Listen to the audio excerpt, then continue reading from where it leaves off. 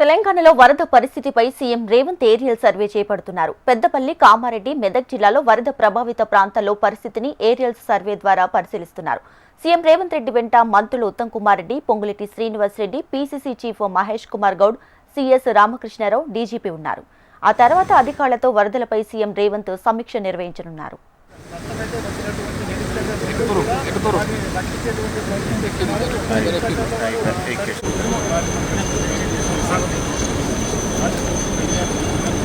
మీ గొడుగు కొంచెం పైకి పెట్టండి.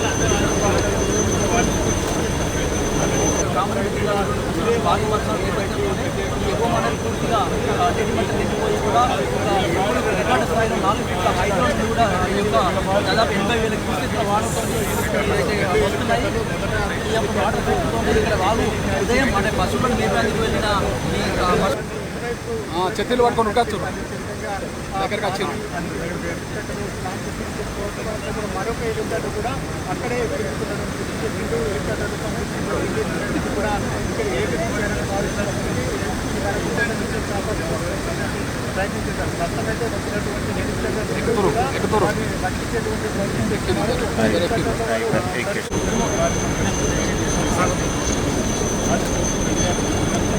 మీ గొడుగు కొంచెం పైకి పెట్టండి. కామారెడ్డి జిల్లాలో భారీ వర్షాలు ఏర్పడటంతోనే ఎగువ మండలి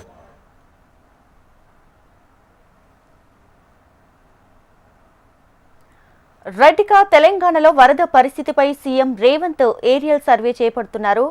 ముఖ్యంగా కామారెడ్డి జిల్లా అయితే గత 2 రోజులుగా కురిసిన భారీ వర్షానికి జల దిగ్బంధంలో ఉంది. ప్రజలు అనేక ఇబ్బందులు పడుతున్నటువంటి పరిస్థితి కూడా చూస్తున్నాం. సో మరి ప్రస్తుతం కామారెడ్డి జిల్లా పరిస్థితి ఏ విధంగా ఉంది? దీనికి సంబంధించి లేటెస్ట్ అప్డేట్స్ మా ప్రతినిధి యోగానంద రెడ్డి అందిస్తారు జూమ్ ద్వారా. యోగానంద, మెదక్లో పరిస్థితి వర్షం తగ్గుముఖం పట్టింది, వరద కూడా తగ్గుముఖం పట్టిన పరిస్థితి. ప్రస్తుతానికి యుద్ధ ప్రాతిపదికన సహాయక చర్యలు కొనసాగుతున్నాయి. ప్రధానంగా ఎక్కువగా మెదక్ జిల్లా హవేలీ గన్పూర్ మండలంలో వరద ఉధృతి ఇంకా కొనసాగుతుంది. మెదక్ లో జనరల్ గా ఆ పసుపులేరు వాగు కాస్త వరద తగ్గడంతో కొంచెం ఆ మెదక్ పట్టణానికి ముప్పు తప్పిందని చెప్పొచ్చు. ఇప్పటికే పసుపులేరు వాగు ఉధృతికి అక్కడ ఉన్న పిల్లికోటల వద్ద ఉన్న సబ్ స్టేషన్ సైతం కంప్లీట్ గా ఆ వరద తాకిడికి గురైన సందర్భం ఉంది. ఇప్పుడు వరద తగ్గడంతో ఇప్పటికీ మెదక్ పట్టణ ప్రజలు మాత్రం ఊపిరి పీల్చుకున్న పరిస్థితి. హవేలీ గన్పూర్ మండలంలో ప్రస్తుతానికైతే సహాయక చర్యలు కొనసాగుతున్న పరిస్థితి. హవేలీ గన్పూర్ మండలం నాగ్పూర్ గేట్ వద్ద హైవే కొట్టుకుపోయింది. దీంతో మెదక్ బోధన్ కు మధ్య వాహనాల రాకపోకలు నిలిచిపోయాయి.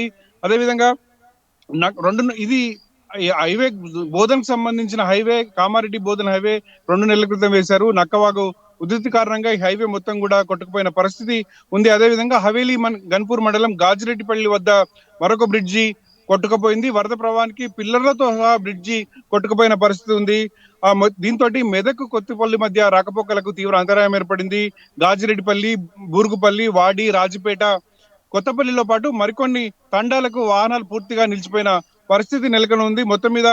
అదేవిధంగా హవేలీ గన్పూర్ మండలం బూరుగుపల్లిలో చాలా పెద్ద ఎత్తున వర్షపాతం నమోదైంది. కారణంగా బూరుగుపల్లి చెరువు మొత్తం ఉప్పొంగిపోయింది. దీంతో హవేలీ గన్పూర్, కామారెడ్డి జిల్లాల మధ్య రాకపోకలు ఉన్నాయి. వరద వృద్ధికి ఆ రోడ్డు కూడా పూర్తిగా ధ్వంసమైంది. అక్కడికి ఎన్డీఆర్ఎఫ్ బలగాలు, అదేవిధంగా ఆర్మీ కూడా చేరుకోవడం జరిగింది. గ్రామస్తులను తాడు సాయంతో దాటిస్తున్న పరిస్థితి కనబడుతుంది.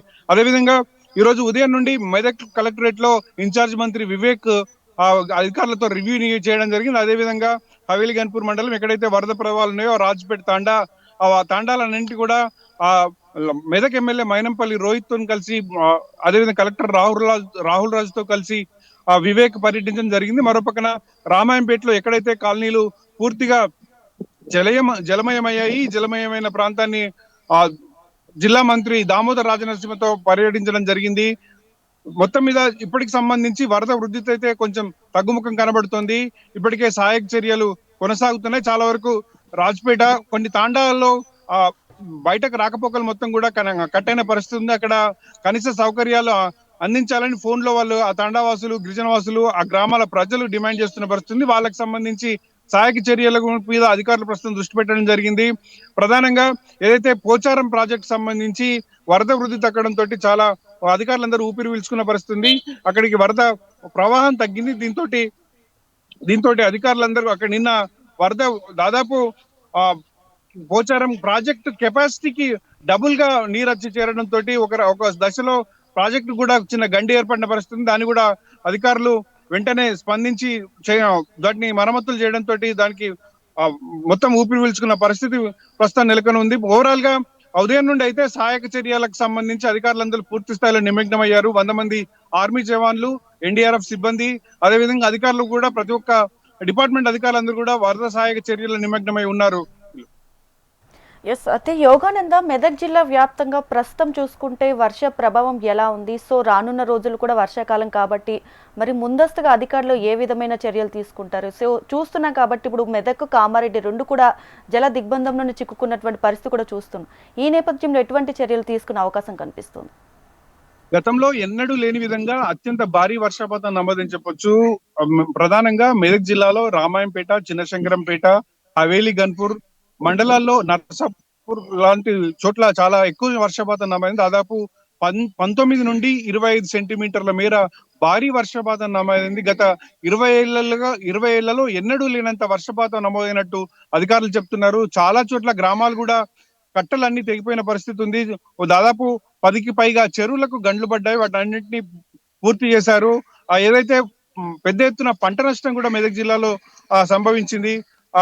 రామాయంపేటకు సంబంధించి రామాయంపేట నుండి సిద్దిపేట హైవేకు కోనాపూర్ చెరువు కంప్లీట్ గా వరద వృద్ధికి ప్రవాహం పెరగడం తోటి ఆ మెదక్ అదేవిధంగా రామాయంపేట సిద్దిపేట రోడ్డు పూర్తిగా దెబ్బతింది. దీంతో సిద్దిపేటకు రాకపోకలు కూడా పూర్తిగా అంతరాయం ఏర్పడింది. అదేవిధంగా ఎక్కడైతే కామారెడ్డి జిల్లా అంటే మెదక్ జిల్లా సరిహద్దులో ఉన్న బీబీపేట చెరువు కూడా గండిపడే పరిస్థితి ఉన్నట్టుంది. వరద ప్రవాహం ఉధృతంగా కామారెడ్డి ప్రాంతం నుండి వచ్చి చేరడంతో వరద ప్రవాహం కూడా చాలా పెద్ద ఎత్తున పెరిగి గండిపడే అవకాశం ఉందని అధికారులు హెచ్చరికల నేపథ్యంలో అక్కడ పక్కనున్న మెదక్ జిల్లాకు చెందిన నిజాంపేట మండలానికి చెందిన నస్కల్, రాంపూర్, అదేవిధంగా నిజాంపేట తదితర గ్రామాల ప్రజలందరినీ కూడా అధికారులు అలర్ట్ చేయడం జరిగింది.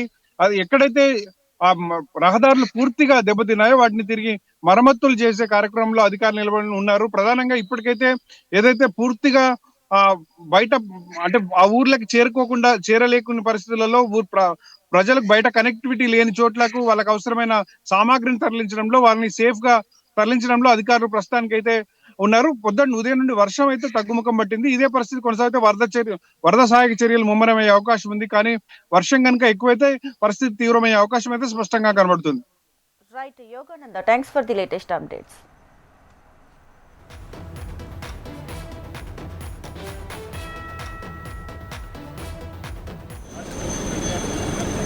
మీ గొడుగు కొంచెం బయట పెట్టండి. కామారెడ్డి జిల్లాలో భారీ వర్షాలు నేపథ్యంలోనే ఎగువ మండలి పూర్తిగా నీటి మట్టం నిండిపోయి కూడా రికార్డు స్థాయిలో 4 ఫీట్ల